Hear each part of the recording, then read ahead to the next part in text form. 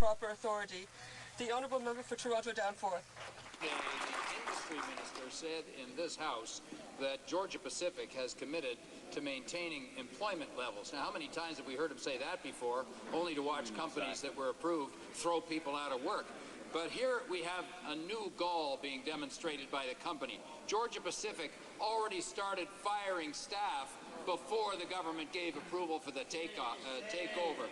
And the Timmins mill is closed, the Calgary operation is shut down. Can the Prime Minister tell us how this takeover could possibly be to the net benefit of Canada? Order. The Right Honourable Prime Minister. I spoke to the Minister regarding this. I understand the Timmins mill has been closed for 4 years. Doesn't have anything to do with this transaction. As you know, transactions have to go through a process to ensure they're for the net benefit of Canada.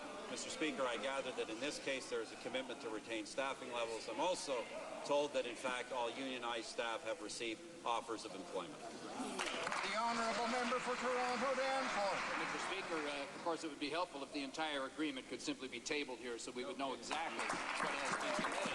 But instead what we get is the rubber stamping by this government of foreign takeover, one after the other. And look what happened with Xstrata and Valley Inco, Mr. Speaker.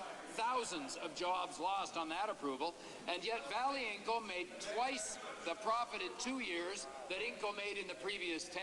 They've doubled the salaries of their executives over there at that company. Why? Probably because they're taking a hard line against the workers who've now been out 10 months on a strike to get fairness. When will the Prime Minister learn a lesson and stop rubber stamping?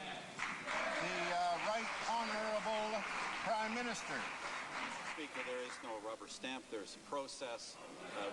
Often there are conditions attached to a foreign takeover. In this case, Mr. Speaker, as I've said to the Leader of the Opposition, my understanding is that they've committed to not only retain staffing levels, but in fact have already sent out offers to unionized staff to that effect, Mr. Speaker. So, Mr. Speaker, the issue isn't the government providing more information to the NDP. The issue is the NDP having the facts right before they pose the questions.